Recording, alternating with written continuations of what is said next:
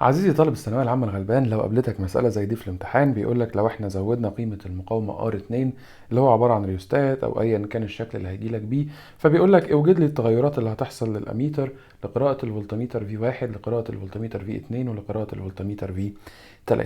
علشان نحل النوع ده من المسائل احنا لازم نعرف كل جهاز بيقيس ايه بالظبط. يعني الأميتر هنا بيقيس التيار الكلي، واحنا عرفنا قبل كده في فيديوهات قديمة تقدر ترجع لها ان I total بتساوي ال VB على R داش زائد R سمول. دي أول معادلة عشان نجيب منها الأميتر أو التغير في الأميتر. تاني معادلة عشان نجيب منها التغير في V2 أو في V1. الأول V1 دي بين طرفي البطارية، فقلنا إن V1 بيساوي ال VB ناقص ال I في ال R سمول، ودي تاني معادلة عشان نقدر نجيب بيها V1.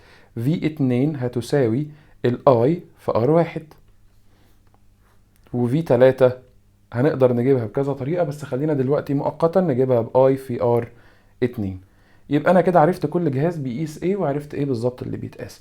طيب هو قال لي ايه؟ قال لي ان احنا زودنا مقاومة الريوستات، فهنيجي كده هنا على مقاومة الريوستات ونروح مزودينها.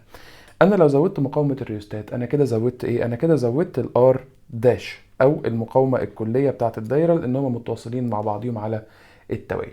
طيب انا لما هزود الار داش تعالى كده نشوف اللي هيتغير ايه في التيار. اولا فرق الجهد بتاع البطارية ثابت مش بيتغير، والمقاومة الداخلية بتاعتك ثابتة، فاذا انا هنا رحت مزود المقام. ولما زودت المقام فاذا قللت القيمة كلها اللي هي الاي توتال. يبقى اول سؤال وهو ايه اللي هيحصل لقيمة التيار او قيمة الاميتر؟ هنقول يقل قراءة الاميتر، ودي اول حاجة خالص بتحصل معانا. طب ايه كمان بيحصل معانا؟ تعال نبدأ نمسك في واحد احنا قلنا بنعينه من العلاقة ان الفي واحد بيساوي الفي بي ناقص الاي في الار. طيب انا عندي الفي بي ثابته مش هتتغير، الار ثابته مش هتتغير. طب والاي انا لسه مطلع ان هي بتقل. طب العلاقه دي علاقه طرح، الفي بيساوي الرقم اللي هو الاي في الار ده مطروح من الفي بي. فلما يقل القيمة بتاعة المركب ده أو القيمة بتاعة الجزء ده من المعادلة، يبقى إذا الفي واحد مالها هتزداد على طول، لأن أنا بطرح كمية أقل من الفي بي، فبالتالي في واحد هيزداد. فأجي هنا كده على في واحد وأقول إن هو يزداد. طيب بعد كده في 2 ايه اللي هيحصل لفي 2؟ تعالى برضو نشوف التغيرات. ادي في 2 الاي في الار واحد، الار مالها؟ الار ثابته ما بتتغيرش، ما اتغيرتش خالص. فالاي ايه اللي حصل للاي؟ اللي حصل للتيار ان هو قل. فبما ان التيار قل يبقى ايه اللي هيحصل لفي 2؟ في 2 هتقل قراءه في 2. نيجي بقى لفي 3 وده اصعبهم شويه. تعالى كده نشوف الاحتمالات بتاعته. في 3 بيساوي الاي في الار 2. طيب هو احنا اساسا عملنا ايه؟ زودنا مقاومه الريوستات، يبقى ار 2 مالها؟ زادت، واي قلت. طب الاي قلت والار زادت، انا دلوقتي اعرف انهي زاد اكتر وانهي قل اكتر. تعال نجيبها بطريقه تاني. انا لو انا حطيت لك فولتميتر بيقيس المقاومتين دول مع بعض، وليكن هنسميه في 4. لو انا حطيت لك فولتميتر بيقيس الاتنين دول على بعض وليكن في 4، في 4 في الحاله دي هيساوي ايه؟ زي ما انت قلت كده بالظبط، هيساوي الفي 2 زائد الفي 3 مجموع فروق الجهود، لان ده توصيل على التوالي. طب انت مش واخد بالك من حاجه؟ مش واخد بالك ان النقطه دي هي نفسها النقطه دي؟ زي ما كنا بنختزل، لو تفاكر التوصيل على التوالي والتوازي كنا بنختزل الدايره بالشكل ده بطريقه النقط. النقطه دي علشان ده سلك، فكأن النقطه دي هي النقطه دي. طب والنقطه دي مش هي كأنها النقطه دي؟ يبقى كأن الفولتميتر اللي فوق اللي هو في واحد هو بيساوي الفي 4. فإذا أنا هروح عامل المعادلة اللي أنا لسه قايلها دي، إن الفي واحد بيساوي الفي 2 زائد في 3. أهو نفس الفكرة.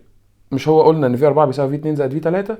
وعرفنا بعد كده إن الفي 4 قايس نفس فرق الجهد بتاع في واحد، بس من الناحية التانية بدل ما يقيس فرق الجهد حوالين البطارية بس، لا هو هيقيس كمان فرق الجهد حوالين المقاومات دي كلها. فيبقى في واحد بيساوي في 2 زائد في 3. احنا فوق قلنا في واحد بيحصل له ايه؟ قلنا ان في واحد هيزيد.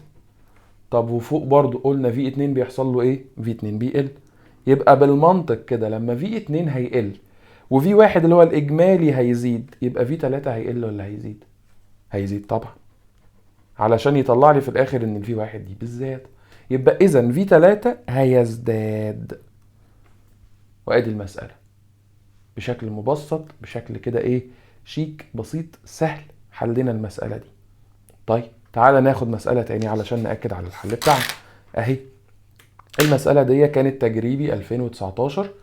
تعال نشوف. بيقول لك عند زيادة المقاومة المأخوذة من الريوستات، ادي الريوستات اهو، زودنا المقاومة المأخوذة، فإن قراءة، هو عايز يعرف قراءة V1 هيحصل لها ايه وV2 هيحصل لها ايه.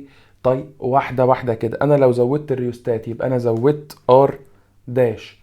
طيب من المسألة اللي فاتت لو تفتكر الار داش لما هيزيد ايه اللي هيحصل للاي؟ الاي هيقل، صح؟ من القانون اللي فات اللي هو الاي بتساوي الفي بي على ار داش زائد ار سمول. تمام، فاذا الاي قلت. طب في واحد ده بيقيس ايه؟ في واحد بيقيس اي في الار، صح كده؟ الار اتغيرت ولا ثابته؟ ثابته. الاي مالها؟ قلت. يبقى اذا في واحد المقاومه في واحد هيحصل له يقل او تقل قراءه في واحد. طب تعالى نشوف في 2. في 2 احنا عارفين ان هو بيساوي او بيتعين من العلاقه في بي ناقص الاي في الار سمول. طيب الفي بي مالها؟ ثابته زي ما هي. الار سمول مالها؟ ثابته زي ما هي. يبقى التيار هيبقى في شده التيار. لما انا اقلل الحاجه العدد اللي مطروح من الفي بي يبقى الفي 2 هيحصل له ايه؟ هيزيد زي بالظبط المساله اللي فاتت. فهيبقى الاجابه هنا يزداد. بكل بساطة بكل سهولة. انا بس بعرف كل جهاز في الحتة دي بيقيس ايه بالظبط. هنا V2 هيبقى بعينه من العلاقة VB ناقص I في R. هنا V1 هعينه من العلاقة V بتساوي I في R. وبعد كده لما بيزود المقاومة او بزود الريستات فانا بزود الار داش، بقلل الاي من العلاقة الاي بتساوي VB على R داش زائد R سمول. بعد كده بروح داخل على V1 اللي هو عايزها وراح داخل على V2 اللي هو عايزها. فانا لو عرفت كل جهاز المعادلة بتاعته ايه او ايه هي اللي بيقيسه بالظبط. الفي هنا الفولتميتر ده بيقيس انهي فرق جهد بالظبط وبعينه من انهي علاقة. الفولتميتر اللي هنا بيقيس انهي فرق جهد وبعينه من انهي علاقة. ايه التغير اللي حصل والتغير ده هعكسه ازاي على المسألة بتاعتي بان الار داش زادت. فالار داش او الار الكلية لما تزيد بيقل شدة التيار. فشدة التيار لما هيقل في المثال ده او الفرق الفولتميتر ده هيقيس الاي في الار. الار هنا ثابتة ما اتغيرتش فالاي قل، فبالتالي المحاصل الضرب قل اللي هو الفي واحد ففي واحد هيقل. وهنا لما هقلل الجزء اللي مطروح من الفي بي والفي بي ثابته زي ما هي، بدل مثلا مطرح 2 رحت طرحت واحد بس، فاذا الفي 2 على طول او الناتج هيبقى بيزيد. وهو ده اللي عايزه في المساله. مساله بسيطه سهله ما فيهاش اي مشكله. وده نوع من انواع المسائل اللي معتمد على التوصيل على التوالي والتوازي. شوفوا انتوا محتاجين ايه الفترة اللي جاية وانا معاكم ان شاء الله. كنت معاكم دكتور فادي جمال. اكتبوا لي في الكومنتات لو الشرح ده عجبكم، لو حابين حاجة معينة في الشرح نشرحها ان شاء الله الفترة اللي جاية. وربنا معاكم فترة المراجعة ان شاء الله تبقى فترة لذيذة عليكم. تنسوش لو عجبكم الفيديو ان انتوا تشيروه، تبعتوا لاصحابكم علشان يستفادوا منه. بحاول بقدر الامكان ان انا اكون مختصر المفيد. هي 5 دقايق او 10 دقايق بالكتير تخلص فيها الجزئية اللي انت مش مظبطها كويس وتظبطها 100% علشان تضمن درجاتك في الامتحان. ودي كانت سلسلة جديدة او فيديو جديد من سلسلة اضمن درجة.